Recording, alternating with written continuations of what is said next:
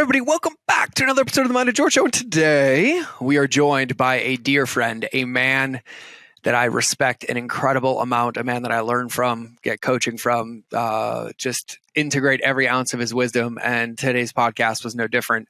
I took notes, I had many reminders, and it's just loaded with nuggets. We talk about how there isn't a 60-second fix to create real change in your life, how to navigate really hard situations, and how to stay in your power as you process through it as an entrepreneur. Setting your day up for success with a 5-minute practice, how your relationship with integrity and how you know it when you're in it or not, and plus so much more. And so I can never do these episodes justice, and quite be told, I don't even know if these intros make sense or if they're good. I hope they are. You should probably let me know. But without further ado, I think the episode is way better than anything I'm saying right now. So let's get into the episode.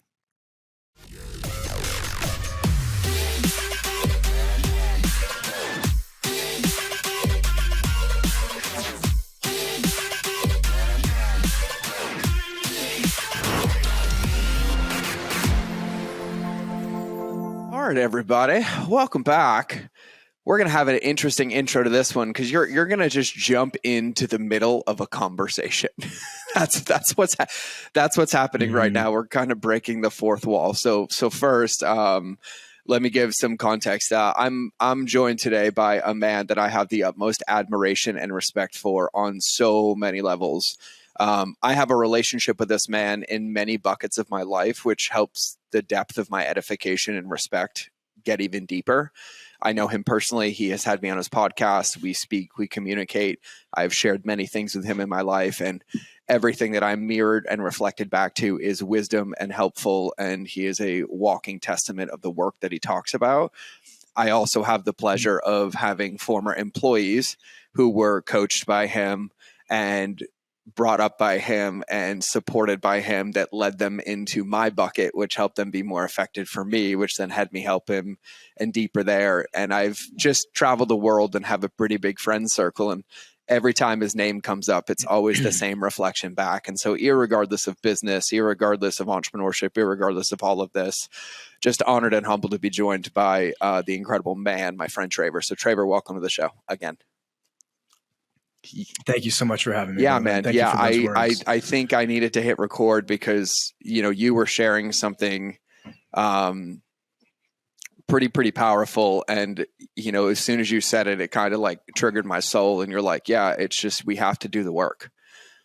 And I was like, oh, there's the butterflies. Like, I'm in the middle of work. You are in the middle of work. And I think it's kind of an important conversation to have. So I think I just wanted to bring that up.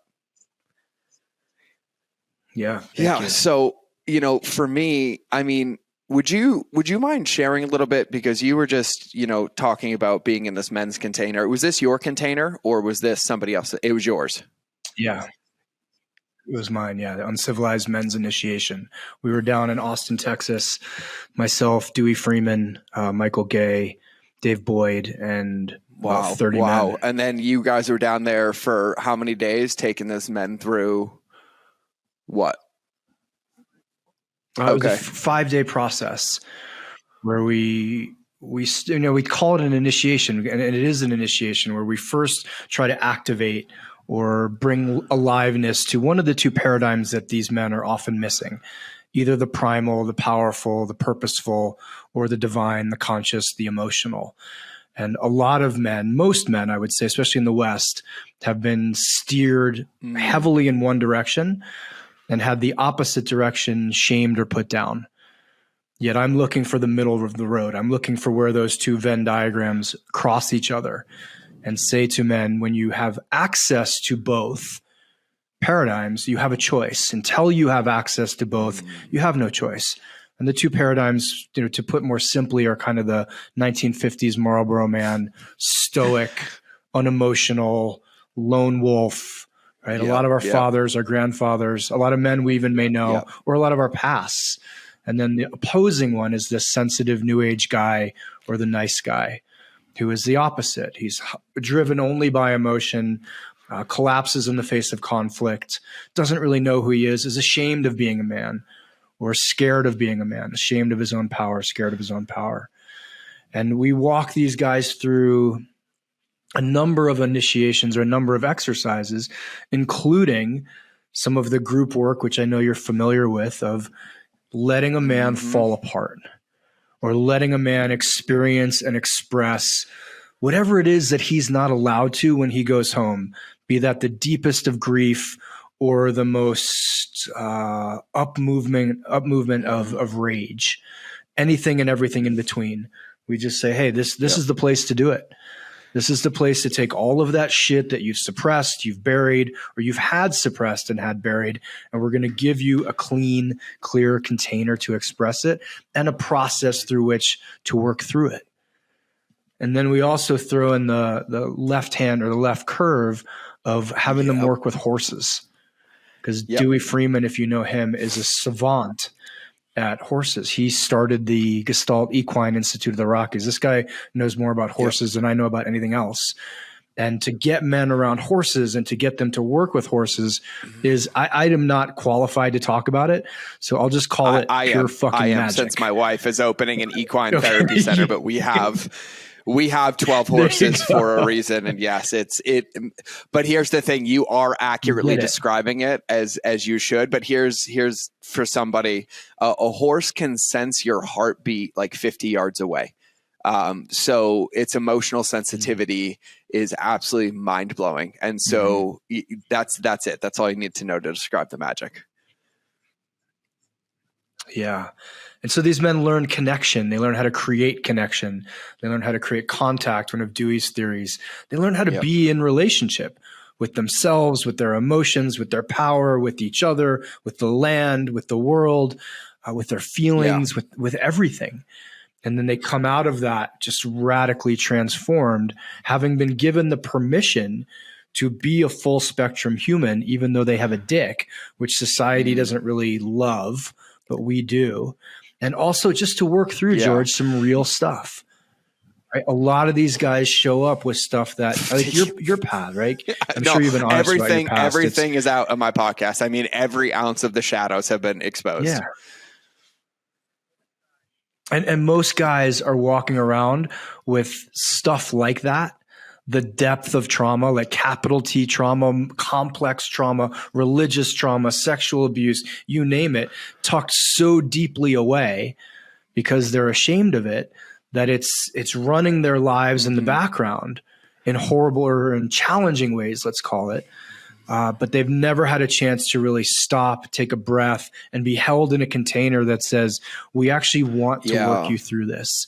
We want you to release that and express it, as opposed to shove it down, out drink it, out smoke it, out fuck it, out exercise it, outwork it, all the ways that they've compartmentalized or compensated to be okay in the world, which is completely understandable. Yeah.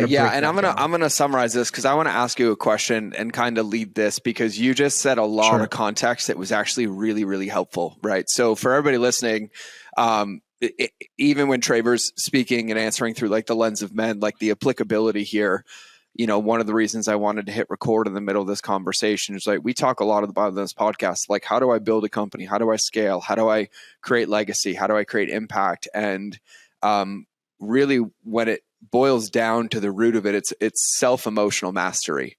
Right. And so when Traver's speaking, we're answering, like, listen through the lens, because there's a lot here that's going to be coming up around your emotions and understanding that, you know, there's a place and a way to use them, but we have to have an awareness of them. And for me, I talk about this very publicly, and Traver would agree, that entrepreneurship is one of the most celebrated addictions of our lifetime. And it's a never ending hiding spot, because there will always be a place to distract. There will always be a place to avoid the emotion. And that doesn't necessarily mean that it's always bad to go do that. It's the awareness around it that really, really makes a big difference and a big impact. And the reason I'm gonna say this is because I'm gonna frame this a little bit, Traver, because I know you were just running that incredible event while also navigating incredibly personal, challenging times, right? And I think back on my life, I think back on my career, and I look at every single loss, and in every single loss, it was when I got smacked in the face with something and my emotions took over my decisions, and then it made it worse. And then I look back at the ones where I was upset. I was afraid for my life. I was afraid I was going to lose everything, but I didn't allow myself to operate or act underneath that. I became aware of it and was able to make some intentional decisions that saved it. But I will tell you, it's been like a dance for a long time, but I would like see this pattern coming in this roller coaster, because what I found underneath it was that the punches in the face were coming about quarterly, and then they'd go away for a couple weeks because I'd get punched in the face. My emotions would make a bad decision. I'd cause permanent damage, but then it would give me enough ammo and evidence to be like, oh, I'm going to fix it. And then I would fix it in this temporary realigned behavior until I just got back off the rails and that pattern repeated. And then that went on for like 6 or 7 years. And then I realized that it was basically running from the work. Like the moment I started getting like mindless again and in the flow, it would start to break. And now it's like, I choose these conversations every day of like being radically open of like, no, I'm in the work with you. Like I'm covered in mud. I am literally sweaty, nasty. I need a shower too. And that's been a really big point. But I think for you, and something I love and respect about you, is your ability to speak about this from experience and breadth and knowledge, and from a coach and a teacher. And I know you're navigating this as well. And so I didn't have as much of a question as I kind of wanted your thoughts and your ethos and your soul on this, because I think it's so important and so relevant to everybody listening. Yeah, thank you. You know, one of my teaching partners, and this amazing man named Michael Gay, says that our deepest shadow often hides in our best intentions. And when I work with coaches, and as one myself, or as an entrepreneur myself, people who are in the giving, caring, nurturing, helping professions, we are oftentimes the ones who are the most exhausted, the most run down, the least served, the least willing to receive help, support, nurturance, being held, whatever it is. And yeah, I went into this event, as I was sharing before we hit record, having just found out that a family member very close to me took his own life. And like within, a day or two of walking into a container where I'm responsible for 30 men. I need to hold space for 30 men. And my old MO would have been to seriously compartmentalize that. Take a deep breath and go, all right, fuck it. You know what? I will get back to this on Monday. It didn't happen. I got work to do. And I'm sure a lot of men can listen to that and relate to that. And perhaps there is a time when that is necessary. This wasn't one. And so, George, I tried something completely new. I'm first of all, I'm working with two of the most brilliant therapists by the on the way, planet. do you know who, but for our previous conversation that hasn't hit the podcast and it's not going to yet, but the therapist that I had clarity with is Michael. Just so you know. Oh, really? Yeah. Oh, no kidding. I had no idea. So I'm like, yeah, man, I know. I'm like, yeah, he's kind of amazing. He's kind of awesome.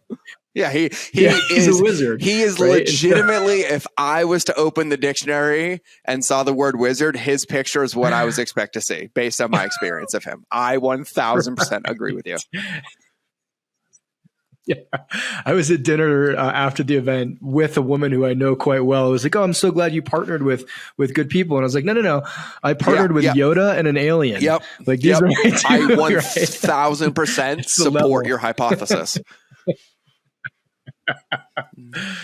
So I had a feeling. One, I shared it with them, and then prior to going to the event, they said, "All right, let's sit down and what do you need to get out?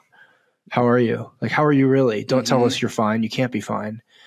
And let's not lie through this." And I did. I grieved with them and I got angry with them. Yeah. Not with them, but them holding the space for it. And even incorporated it into the workshop. I asked the guys, and this was an edge for me, George, because I'm running the thing. They've paid me, right? Yes. They're here for me. I'm not here for them, was the story. And on the morning of his funeral, I just asked, I said, would you guys mind giving me 60 seconds of your silence and sending love and prayers to my family right now, because they're at a funeral that I can't be at.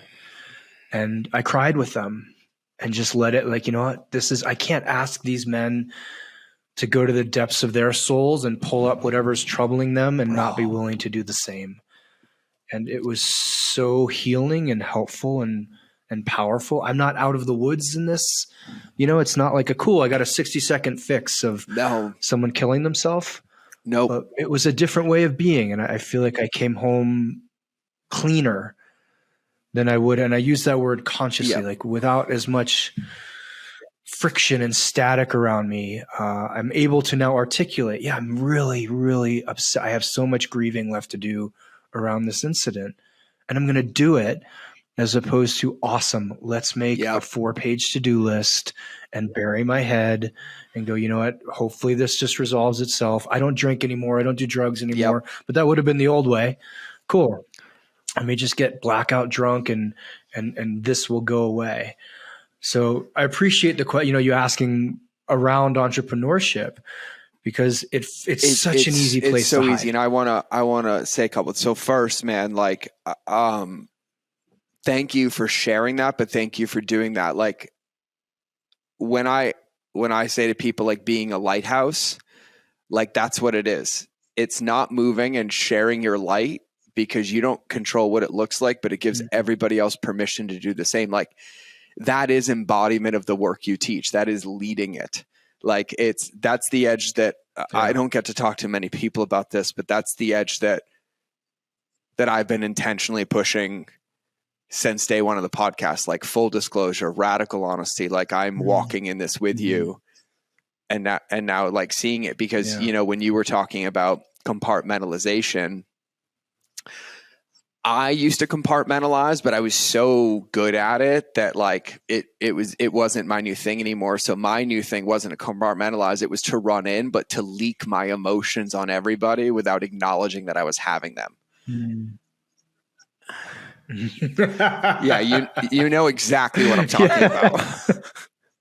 Like, I am just I am just like running around, like, coaching myself and pretending I don't exist and I don't need any of the advice that's there. Right. And so then I created containers to hide in the work. Like, that was the one that was there. And the one that got me, cause that was my story too, man. Like, I was like, how can they be paying me? Like, I can't be up here like a mess. I can't be it up. And I'm like, I'm human though. Like this is, and then I just started thinking about, like, being back in the Marine Corps and being back in, like, those moments where the whole world was gone, right? This wasn't entrepreneurship. It wasn't anything. This was like, we are in, like, some of the worst conditions we could ever be in.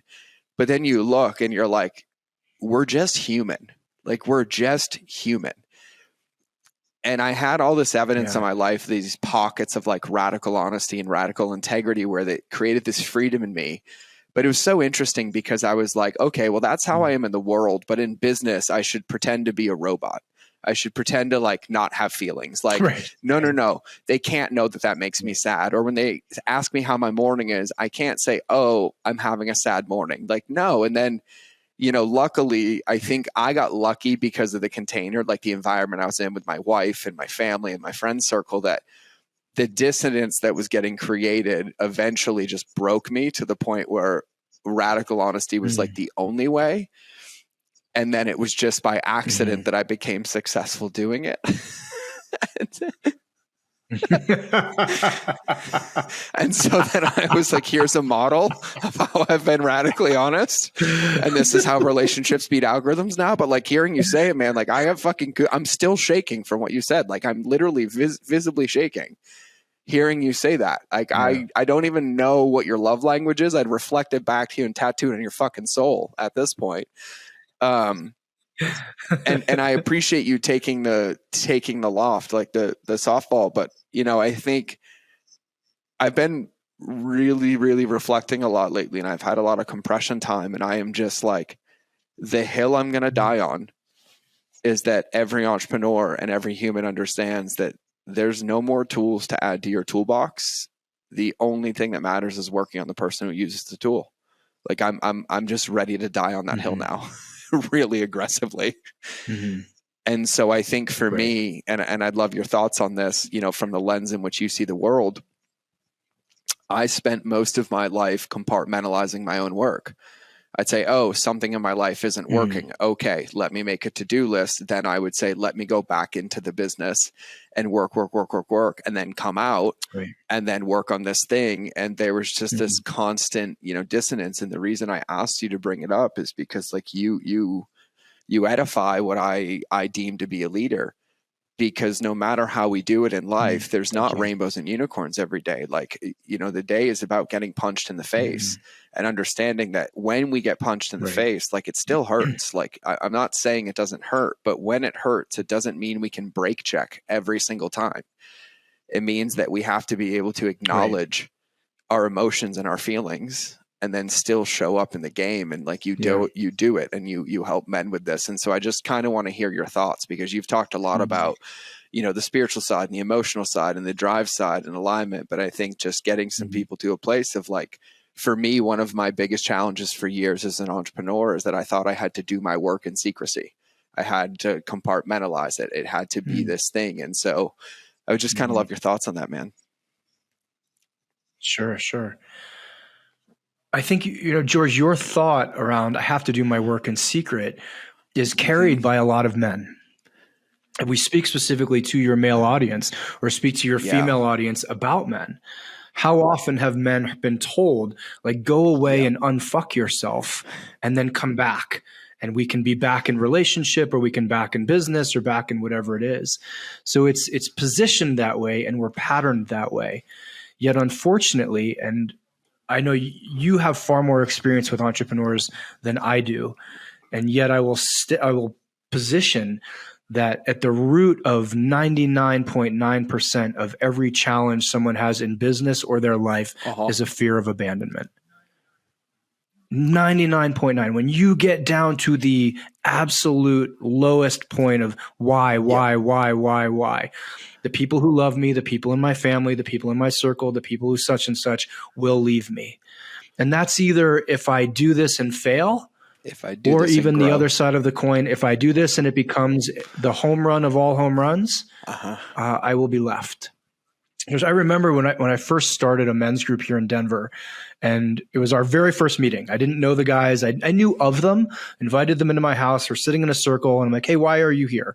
And I think it was the first four guys was your standard, my marriage isn't working, my business isn't working, I just don't know what to do with myself, et cetera. And then the fifth guy goes, I am making so much fucking money that I'm afraid if I share with my friends, they won't be my friends anymore. And I need somewhere to come and just be honest about being celebrated. And I remember thanking him, like, thank you just for acknowledging that that's actually a real thing.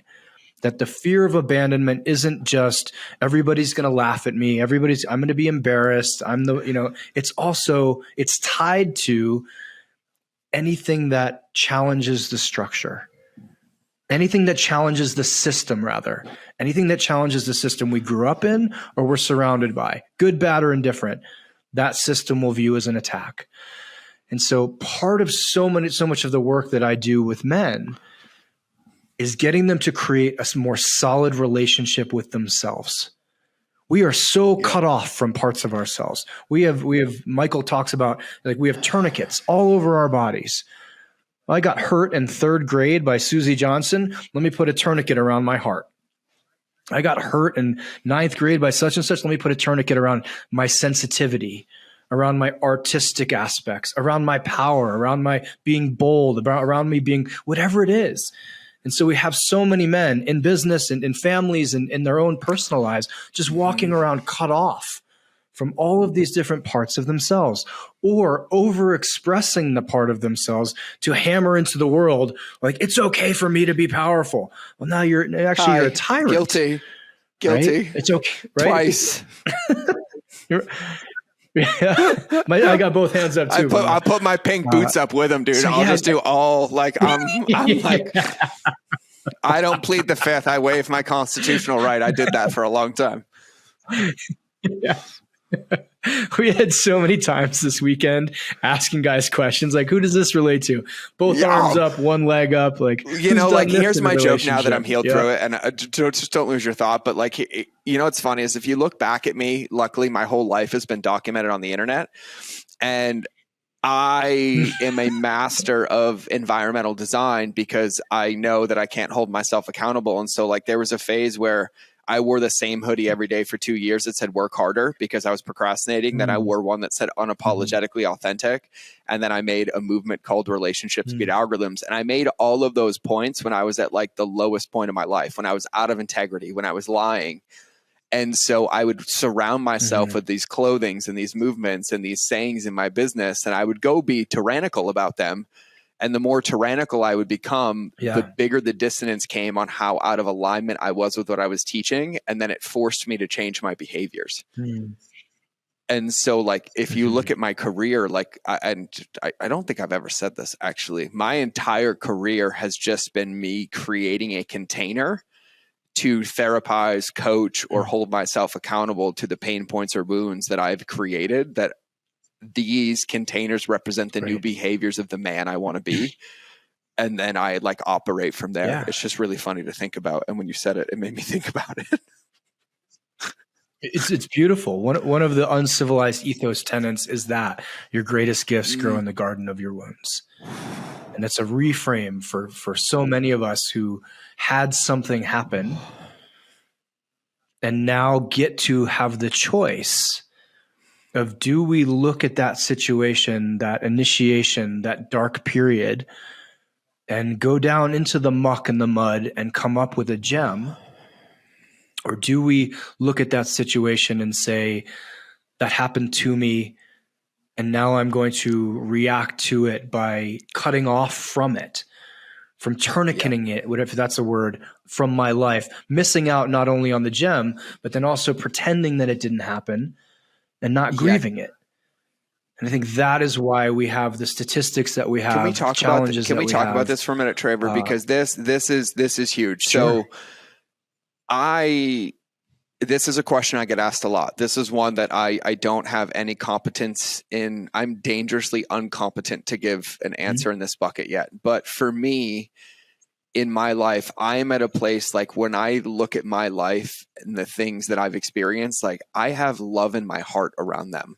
Like I don't want it any other way. Like even the moment I'm in right now that I share with you off camera, like all I see is light. All I see is joy. All I see is positivity. And I'm still in the middle of that process for myself around a few little pockets left. And I know I can't write a book that I'm still in the middle of, but I get asked how all the time. Like, how do you go to start relating to these moments of your life? And I hear on the women's side, for a lot of my entrepreneurs, like 80% of our audience is like, they feel like they gave away their power, and it starts like, how do I reclaim my power? Like, how did this not happen to me? And on the men's side, right, the same thing you're talking about. But can you just kind of talk through that and like how you start helping people, or what you recommend to start navigating these events and finding your power and finding the gems and mining that of your story?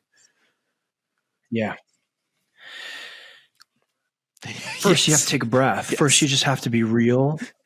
And I want to preface this by saying, first, you have to grieve. Male, female, I don't care how anybody chooses to identify around anything that's happening. First, you have to grieve. And so often in Western culture, we love to skip that part. We love to jump right to, okay, the worst thing in the world happened to me yesterday. How do I make it the best thing that ever happened to me today? And I understand the desire to do that, because so often sitting in the pain and sitting in the grief is so uncomfortable and so disorienting. And especially in the West, where we don't really have, we're not good at creating space to grieve. We love to skip that part, George. No. And I think you're doing, I know it's a massive disservice to jump right from, okay, this tragedy happened yesterday. How do I make this the best thing that ever happened to me?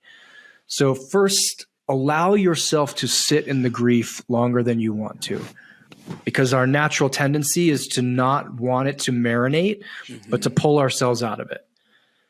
Then we can get very, very honest. You know, when I was going through my divorce, which was my first real initiation, I was at Esalen for a month doing a program there. And one of my teachers, this brilliant woman named Kobe Kozlowski, said, so what's amazing about this divorce? And I was like, not a fucking thing. This is hell on earth. I didn't want it. I didn't ask for it. Yep. It's like, there's nothing. She goes, okay, let's break that down a little bit. Are you sitting on the side of the Pacific in a hot tub at Esalen, one surrounded by a bunch of naked people? And I was like, yes, I am. Like, okay, is there anything about that that's positive? And I was like, yeah, that's okay. You got me on that one. 2, are you on this year-long project to discover yourself? Have you been traveling? Have you been going? Are you literally, is every aspect of your life changing? I was like, yes. She's like, even if it wasn't, even if you were still in the shit of it, what are some new things that came out immediately? And I remembered back to like 3 days after my ex-wife leaving, one of my best friends calling and sharing something with me that he had held in for his entire life. And I remember being so touched by that moment, George. And even thinking in some weird kind of abstract way, if this is all that I get out of this little bit more, this closeness to him, this deepening of a connection to him, it may be worth it because I can't change her. I can't change the situation. So you start mining for these micro things that are beautiful, right? It's like putting a jelly bean in a jar. You have one on one day, and you have 2 the next day, and it doesn't look like there's any in there. And then on day 50, day 60, you're like, wow, there's 2 inches here of jelly beans on this.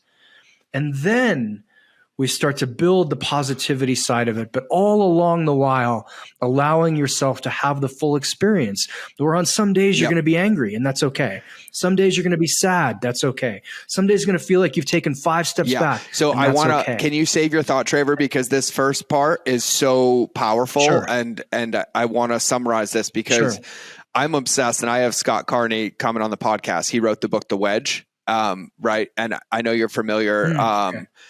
So, what I talk about, and I just drilled this into my event, is that in my opinion, the reason I've won in life is because awareness is the finish line, right? Like I truly believe that, because when I am in a place of awareness, I have the ability to respond and I have a choice in front of me, right? It's reactivity that gets in the way, right? And what you're talking about, and one of the biggest losses that I had, is that when I would get triggered or I would have an emotion, I didn't have the ability to catch it. And so my emotions would take over and I would start reacting with behavior. I'd make the wound worse. I'd run away. I would do whatever. Right. And then it was when I was introduced to like breath work and cold therapy. Right. And then I'd be like, oh my God, my best client's leaving. And I was like, oh, wait, but I didn't like shut down my nervous system. Wait, what am I going to do? How am I going to do it? Right. And then I started finding this. And so, for everybody listening, this is irregardless of whether this is an emotional decision, whether this is a decision in the business, whether you get hit with good news or bad news, whether your best employee quits or your new star student walks in the door. What you got to recognize is that there's only 2 seats that you can be in the car. You can either be in the driver's seat or you can be in the passenger seat. And if any moment that you're not conscious and you're consciously choosing the next path, you are not in the you're not in the driver's seat, but we convince ourselves that we are. And so I've been obsessive, Traver, because of Steph. Thank God, Stephanos, 8 years ago or whatever, when he was yelling at me, when he was coaching me, and I was like vomiting on him and yelling at him on the phone. And I was like, what do I do? And he's like, sit with it longer, mother effer, and hung up on me. Became one of the best pieces of advice that I've ever gotten in my life, responsible for more than anything, which led to a stillness practice.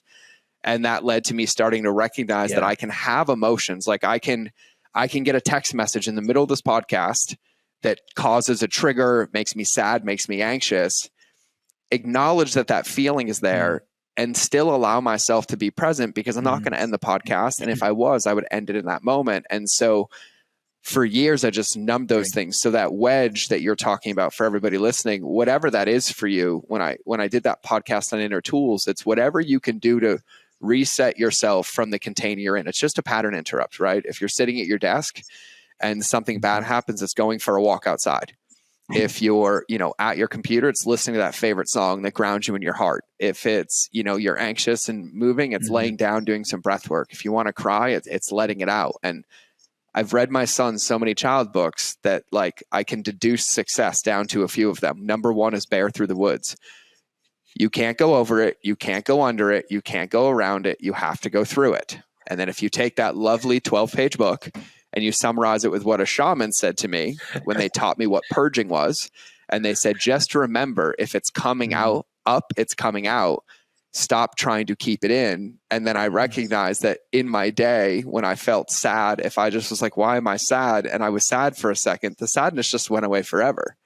And so acknowledging these things, and I'm calling this out because what you said has been like one of the most powerful things that has ever happened for me in my life, is been able to recognize and honor, like, hey, I'm triggered right now. I can't say anything, or hey, I need some time to process, or hey, I need to go for a walk, and just flexing this muscle of bringing awareness. So I know you're about to get into like the next steps in the happiness, but do you have any tips or tricks that you use for when like you get triggered to drop back into like maybe your heart or your truth, or navigate those feelings and questions that you ask? No, it's a great question. I have to get back in relationship with myself. And we talk so much in the world about relationship and always think it's me and somebody else, me and my partner, me and such and such. I have to get back in relationship with myself, and I have to get back into my body. And so I know one of the best ways to do that is to take my shoes off, go outside, and stand in the grass. It's to feel the wind on my skin, to feel the sun on my skin, to take a couple breaths, to let my nervous system, which actually thinks I'm probably under attack and about to get killed, even though someone just smiled at me. It's reminding my nervous system that there's food in my fridge, there's a roof over my head, I'm actually okay. And doing that. So really it's, 2 or 3 deep breaths out, and I will go, you can't see my office door right here, but it is to the outside. And numerous times a day, George, I will go take a breath, stand outside, let that reminder of like, hey, I'm actually okay right now. There's a system that got tripped. There's like a false alarm on someone's car that's going on inside of me. I just need to turn the car off, take a breath, go back in. And I have a breath practice. I've had a meditation practice. Or for a lot of people listening, like I'll rip out 20 push-ups. Right? Something that gets me, okay, I'm in a physical body here. I have arms, I have legs, I have a heart, I have lungs. Okay. Now, I made that a lot more simplistic. Sometimes I have to do that like 8 times in a row. So, hey, you'll appreciate this really quickly because I opened the loop. So this model I made is because you're like me, right? So there's not many people that can check me when I'm really out of control. And if I really want my way, I can use words to manipulate them. So I had to build a container that like even my own bullshit doesn't work anymore. And so I made it. It's called the SOS model. So on the inside is the circle, and it's called inner tools, right? And so in there, you list the top 10 pattern interrupts that you can do at any moment by yourself, right? Pull-ups, primal scream, smash a pillow, go for a run, like what resets yourself. So then you list them in order, right? The most effective to the least effective, right? So like no matter what, like outside in nature, just like you, is number 1, breath is number 2. And if those can't get me, the moment I'm in cold water, everything gets me. So my third one is cold because it's like my safety net, right? But I have a rule that if I get through 3, right, which gives me 15 minutes, and if it's ineffective, I can't keep trying. So I have to move to the inner circle. Now, the inner circle are 9 people in my life that hold me accountable to my potential and don't believe my story. And so all I do in my iPhone, the top 9 iMessages that are pinned are my top 9. And in my notes section on my phone, the pinned note is my SOS. So I never have to think if I'm triggered, right? So I'm like, oh, triggered. It's also the background of my phone, right? And so then if I get through and I'm not out, I will literally go straight to my SOS and like, here's what I'm feeling. This is where I am. And then normally within about 7 seconds, I'm checked and completely pattern interrupted out. And then if not, I have an outer circle. And that's where I have like outer tools, right? So it's like lawyers, attorneys, trademark attorneys, anybody that has a solution to the problem. So now I don't have even space when I get triggered. At most, I get 15 minutes alone because I made a process that if it happens, that's how I hold myself accountable to get through. And then at least 15 minutes later, somebody in my inner circle knows, and that bullshit doesn't live anywhere anymore. And just the thought of having to like call one of them most of the time eradicates it. But I figured you'd appreciate that because that's how I do it. I love it. It's like a foolproof, like sober you. Yes. Put the right, 1,000%, man. Somewhere that drunk you can find 1,000%. it. Yeah. Like I'm telling you, like everybody listening to my podcast, Traver will laugh when I say there's only 3 colors of crayons in my box. It's black, white, and pink. I mean that. Like I am simple. I'm like, I can't hide from this, right? And like, I got to give credit to the military. I never understood why we practice things for 18 months to do for 7 days. And I was like, oh, because you can't help us practice when your friend gets shot in the face, you're shitting your pants. Well, you haven't eaten in 2 weeks and now you're trying to operate. You can't think, but we always did it. And I was like, oh, because when things got really hard, we didn't have to think. We had something that got us into action. And I heard a comedian say this morning, and I haven't heard it in years, and it was so good. And he said, you know, what you have to remember is that you can't think yourself into a better action, but you can act yourself into a better thought. And so, for sure, like for me, man, like I, even like in the personal development world, in the relationship world, like you and I have walked a very similar path of like actualization, right? It's like, I recognize that if I say something to somebody in a relationship and I catch it, the longer I allow that to marinate, the deeper the wound goes. Right. And so it's like, if I say something to my son or my daughter or to you, if I'm, hey, May, wait, can we stop for a minute? I just want to apologize. I feel like I said this right. So like we practice this everywhere, anywhere we want a healthy relationship with our friends, our kids or whatever. But then in our business and our entrepreneurship, we don't practice it with ourselves and the relationship with ourselves. Right? We look at it and then we get out of integrity with ourselves. We're like, oh, I'm not really feeling that way. Nope, your feelings don't matter. They're completely invalid. Or you can feel that down the road, or you can get that anywhere. And I'm like, listen, motherfuckers, you get one F1 car, one. And what I've recognized at this point is every one of those feelings is a check engine light that's just asking me to read the code. And it doesn't mean that the code requires my attention. Sometimes the code's like, hey, you need windshield washer fluid in 3 weeks. I'm like, dope. Thanks for reminding me. Sometimes the code's like, hey, if you don't put oil in your car today, you're going to lose your entire company. I'm like, oh, thanks for getting my attention. Right. But I've been obsessed lately, man. Like I'm probably going to start annoying people with this undertone that you're speaking about, which is this stillness practice and this exploration. And really to summarize it for me, it's really being like, hey, if my business is my vision, if my life is my vision, if my relationship is my vision, then the only person who really knows if it's in integrity is me. And if every day my check engine light is coming on and it's giving me a diagnostic code inside my vehicle that happens to be a BMW, why do I keep calling Mercedes and Ford and Jaguar, i.e. coaches and podcasts and content, to diagnose a light that only I have the answer to? And I will say, and I want to acknowledge it, it's taken me years to get comfortable to sit in that space, to be like, oh my God, my world is ending, but I'm still responsible. But it's a muscle, and it starts at like a second a time or 2 seconds a time or 3 seconds a time. And it's like, you know, when you like get, for example, like when you go give a fucking keynote or get on a podcast, my favorite is like, how's everybody doing this morning? And they're like, great. They're like, how are you? I'm like, I'm fucking exhausted. I slept 2 hours last night because I was nervous because I'm the first fucking keynote. And then they all laugh. And I'm like, but that's actually honest. Right? Like, and these pockets are like when somebody opens the door and they're like, how's your morning? You actually tell them. You don't say great. Be like, oh, it's been wonderful. I saw this, or it's been here. Like, we have the ability to practice everywhere. And I feel like the more we do, the more we win. So that was completely just a fucking tangentially rant. So I apologize, man.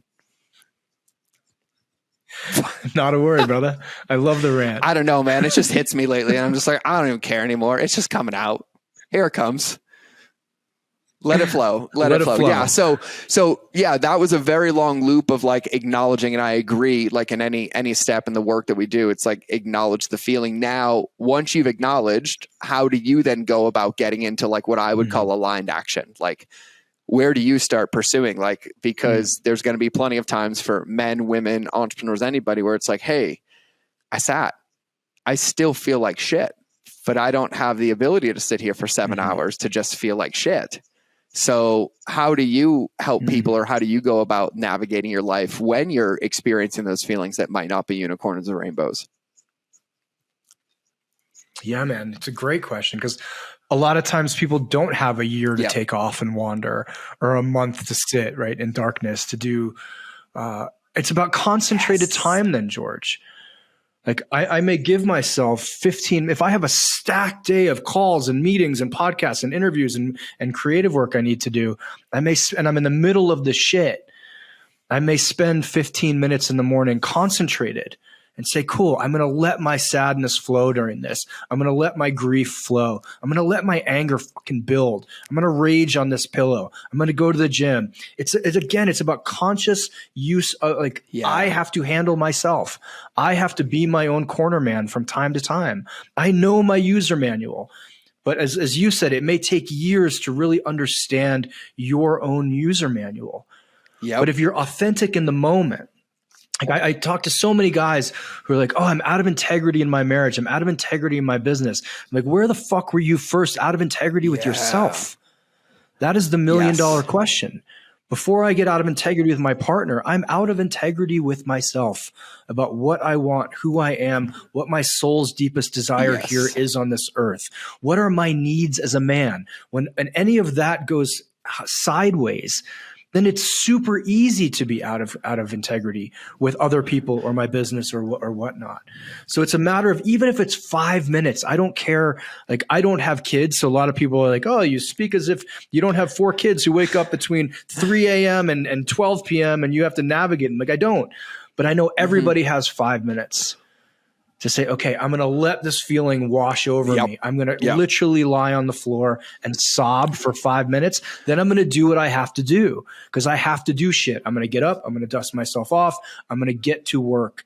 But I'm not going to pretend the 5 minutes didn't happen. And I'm not going to pretend that they're not going to happen again tomorrow. So everything. And Traver, I want to nail this. And by the way, I have 12 horses, 2 kids, 3 snakes, 11 businesses. I have the fucking shit show of Adam's Family, Partridge, you name them, add them all together, throw them on a ranch in Montana. We live it. I got ponies. I got animals. You don't even know. Okay. I get it. Right. But like, I think to be really integrous about it, Traver, is that I think what most people have to recognize is that if you don't do that 5 minutes, you don't actually have any other time, because you're not present in that time. And I think that's a really, really important thing to understand, is that 5 minutes is the only 5 minutes that actually buys you real effective time that you can intentionally use. Because without it, it is either consciously agendized, meaning you are consciously avoiding something, or subconsciously agendized, which hurts even more, because your behaviors are running you away. And so I wanted to say that, because I will say, and I wanted your thought on this, and I heard this from John Wineland, and it rocked me to my core until I really got it. And you just alluded to it. And it was this conversation about integrity.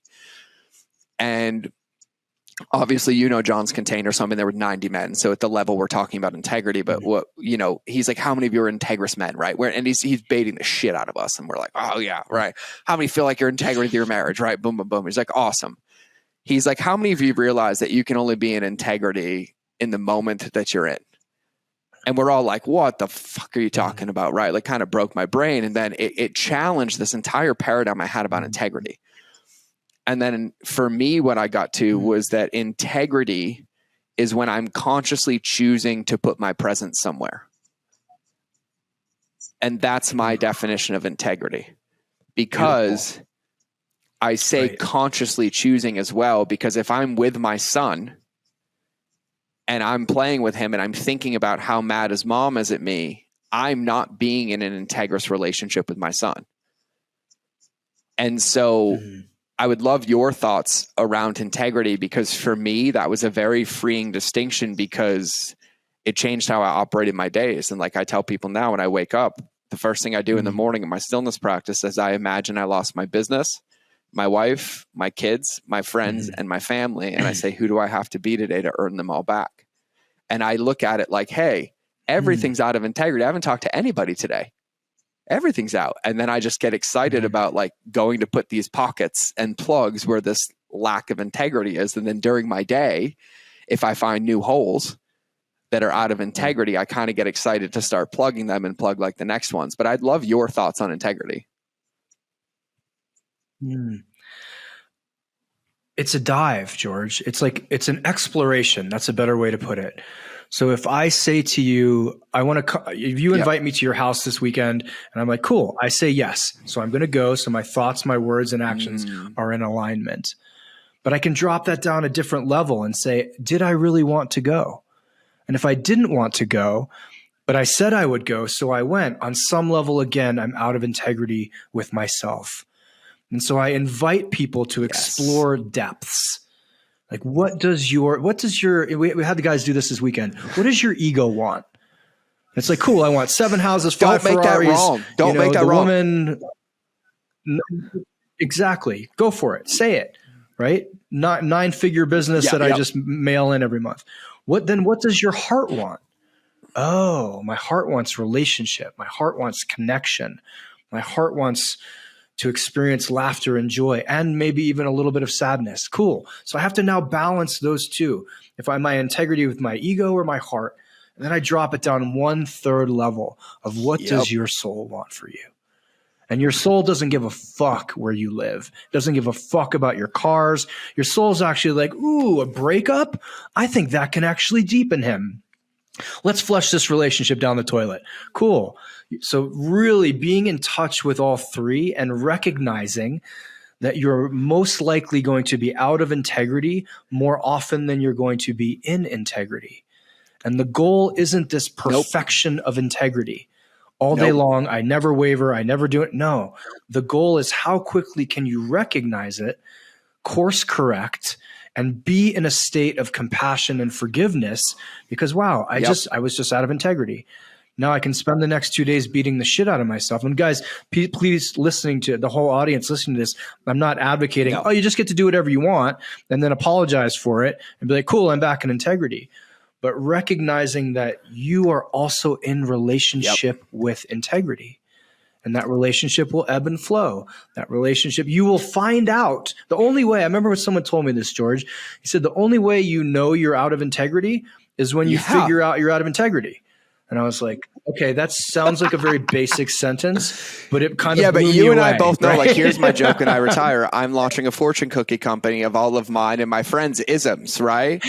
But here's what's funny, Traver. The longer we do this, the faster you recognize that if we just literally looked at 20 fortune cookies in front of us every day and aligned our behaviors to those 20 fortune cookies, all of us would be billionaires. Like, that's the fucking joke of it all, right? Like, that's the funny part out of all of it. And I'm like, the more I realize that, the more I laugh and just surrender to it. And I'm like, I'm going to get really annoying on this podcast. I'm going to be like, do unto others as you want them to do unto you.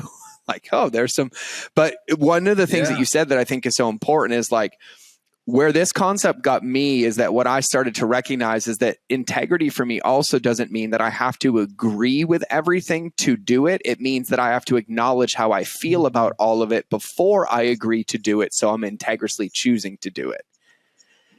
And so layer, this was right? taught to me through my relationship with Lindsay in the very early stages when I was being taught the difference between alignment and agreement. And that was a very valuable lesson for me underneath the lens of integrity, because there are plenty of things that I align with that I totally see the vision of, but I don't agree with them. I wouldn't do it that way. That's not how I would do it, but I see it. And I'm like, I am aligned. But what I started to recognize on this conversation about integrity is that we were losing and I was losing is because I would agree to align on something without acknowledging how I really felt about what I was aligning to. And so then I would start having unspoken expectations, right? Or I would make little jabs or resentments or things along those lines. And so this stillness practice we're talking about, this awareness we're talking about, this integrity, like this is if you want the holy grail, if you want the keys to the kingdom, because for me now, I look at like, if my integrity in a bucket is like, I have this bucket of water and it's leaking like 1% a minute, and I have 3% filling the bucket, and I don't like that there's a leak, and I'm working on plugging the leak, but I'm still just like pursuing this, bringing everything kind of into it. But I think what you're talking about and what I lost for a long time, and I think a lot of entrepreneurs start this way, is like, we have something to help people with. We want something to prove. We want to prove our story wrong 1,000%. But a lot of that success comes through this like convergent, rigid thinking, right? It's black or white. It's out or in. It's on or off. and you start to recognize that that's never true. It's kind of only what you're paying attention to is on and everything else is off. And so just having this fluid ability to check in all the time and say like, oh, yeah, I really don't want to be doing this every day forever, but I can see how if I do this for the next 6 months, it will allow me to not do it again. Or, hey, hon, I wouldn't do it that way. Here's how I feel about it, but I can totally see that. I can align to do that. But it's this level of being willing to speak your truth without making anybody else wrong or yourself wrong, but being like, this is how I feel. And so this conversation of integrity for me has been really, really huge. And like, it's one of the reasons I close business deals, because I'm like, no, like I've said to people, I'm like, no, I'd never want to talk to you again after we finish these 4 days because I don't agree with, some of the things, but your business is great. And they're like, dope, me too. Let's work. I'm like, what? How does this work? What? And then I was like, I'm so glad I read that book, Radical Honesty, but I that's how I think about it. I don't know how you think about it, but that's how I see it. At least for me, that's been freedom for me, right? Because then if I'm like, hey man, like, I love you. Yeah. Like, I'm not going to go to dinner because I know the conversations that you guys are going to have, but I'd love to hear how it is when you get home. Let me know. Like, that's why all of my friends, like, I don't even know most of their political affiliations. I don't. Like, and so, yeah, that alignment versus agreement thing for me was a big thing in like acknowledging just how I truly felt in those 3 questions. Like, what does my ego want is huge. And by the way, I said this and I didn't mean to interrupt Traver, but like, making parts of you wrong is the only way to guarantee you lose the game, because there's nothing wrong with that. Like, that's where your dream comes from, right? So like, don't make it wrong. If you want 7 cars, a purple Lambo, like I have a picture on my phone of a $3.2 million pink watch. Just for the record, there's only 50 in the world. It's on the background of my phone. The level of money that I need to make to justify my soul buying that thing, no, right? But like, it's okay. So like, but what I love what you said is to even be in integrity. If you ask your head what you want and you take action on that, you're going to fail from the get-go because you're not truly in integrity, because there's other parts to that field. And so think about your success as a human, like you're a Michelin star chef. But before you start cooking, you need to know what ingredients are in your pantry. And what Traver is saying to you is one of the most powerful practices you can do. If you're like, hey, I want to start working out again. Great. What does your ego want? What does your heart want? And what does your soul want? Because if you can ask those 3 questions, the answers are the ingredients. And before you decide what to cook or how to cook it, you need to see kind of what you have. And so that'll allow you to start coming into agreement or into alignment, or even asking the questions that would allow you to even explore what you want. Because another part of this for me, and you alluded to this earlier, remember the deep-rooted fear of like being abandoned? I worked through that one. Mine is that I'm safe alone, right? So like, I don't have any fears of people leaving me anymore. I'm at a point now where I'm building confidence in my decisions and trusting just myself and saying, this is okay for me. And my fear now is that I'm going to lie to myself. Like, that's what I'm actively like going through. And it's like just this little present muscle. But what I found is that I've never really asked myself what I want. I've always made it wrong. Why? No, you can't dream that big. No one would ever have that. That would be dumb. Why would you want that? Nobody wants a pink private jet. Nobody wants a blank, right? And now I'm finding all these pockets in the last 10, 12 years where I had all these ideas and I turned them off. And so I've just been writing lately. I'm like, oh, I'll do this and I'll do this and I'll do this. And I say that because I recognize that we don't live in a world that inspires us to say, what do you really want? Like, what lights up your soul? Like, what fun do you want to have? And so you said this earlier, but I wanted to allude everybody, ask the questions, like give yourself the permission and say, what would my 6-year-old self say? Like when there was no constraints, right? What would my soul say? What would my heart say? So I just wanted to throw that out there. Yeah. Thank you, George. I'll add one more piece to that. When I asked the guys this weekend, like, what does your soul want? And left them alone for a half hour to write, and then had them share to put words to it. Like, hey, take this thought, take this thing on a journal and share it with 2 other men. And I would walk around and I would get so emotional just listening to someone actually without apology, without filter, saying, hey, this is what I really want. It was so touching and so moving to be in that field of honesty. Just like they weren't allowed to have a is it a presupposition? They weren't allowed to say, Yep. I know this may sound ridiculous, but here's what I like. There was nothing preluding it. It was just, no pre-qualifications. And no pre-qualifications. And the wants were so beautiful because we made them sit. We were outside. They did have to contemplate. It truly was, I want a more connected relationship with my wife. I want more time with my kids. And of course I want a Lamborghini. I want an amazing sex life. And there were a number of things that I'm sure there was an edge to it. Of like, I don't know if I'm allowed to ask for this, but we had said you have full permission for full expression here. And I get where you're saying for entrepreneurs specifically, we're often so tied into what does my client want? What does my prospective customer want? What do they want? And I think we get disconnected or we get away from the idea of what do you actually want out of this? Because it's a challenge. And I know I've done this, build, and go, great. I've got a product now. I've got a service that's helping so many people. You build a home that you don't want to live in. And that is a real... Yeah. And so the funny part is like, cause I like collapsing my own bullshit. Right. And I'm like, hey, let's be honest. If you don't do that 1 minute, 2 minutes, 3 minutes of feeling the emotion, you don't have any other time. You really, really, really don't. And if you don't ask yourself what I want before you ever ask what your clients want, your business want, your team wants, number one, you're actually never going to find the legitimate answer that causes success. And number two is you'll never work because you'll always end up building a home that you never want to live in. And so it has to start there, like every single time. And, I'm going to say this, and Traver, I'm going to ask for your Instagram in a minute, but listen to me. I did an exercise in a personal development course like 9 years ago before I trained it, and very similar to what Traver said. And there's a lot of power that comes from speaking your truth and asking for what you want. And there's also a lot of fear around it that I faced a lot in my life. I don't have it anymore. I just fucking speak. Dude, I was on a keynote and I said, I shit money and eat it for breakfast. Like I said that a couple weeks ago. So like I'm good there. But for anybody, Traver, what's your Instagram? At Traver Boehm, TRAVER. Yeah, at Traver Boehm. And then mine is at It's George Bryan. But here's my invitation for you.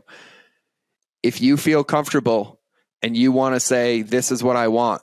This is what I want in my life. This is what I dream of. This is what I've been afraid to say. You have both of our permissions and full disclosure that we will not share it. We will only respond if you ask us to. You make the rules. But if you want to be witnessed in whatever you want, DM either of us and we would love to support you. We'd love to support you.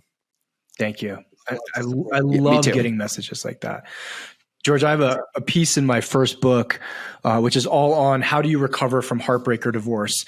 And it's a chapter that says, I want you to email me right now 25 things that are amazing about you. And I forgot, I wrote that book like 6 years ago, but like once or twice a week, I'll get an email from someone, I just got chills, who's in the depths of heartbreak and will literally write like, I'm a good man. I'm a good mother. I play the guitar really well. I can cook amazing pancakes. And I will sit at my desk and just sob because someone actually shared something real with me. And I know we are in the space of social media and et cetera, so starved for just what is real. And so even a real desire, like, hey, this is what I really want. It's engaging. It creates connection. It creates intimacy.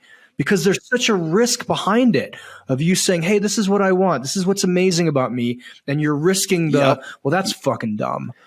That's who are you to want a $3.2 million pink watch? Like that question, you're risking that. And so I think if for so many of us that are perhaps encouraged or excited about the idea of connection and intimacy, it needs to have your wants and needs in there too. And what's amazing about you.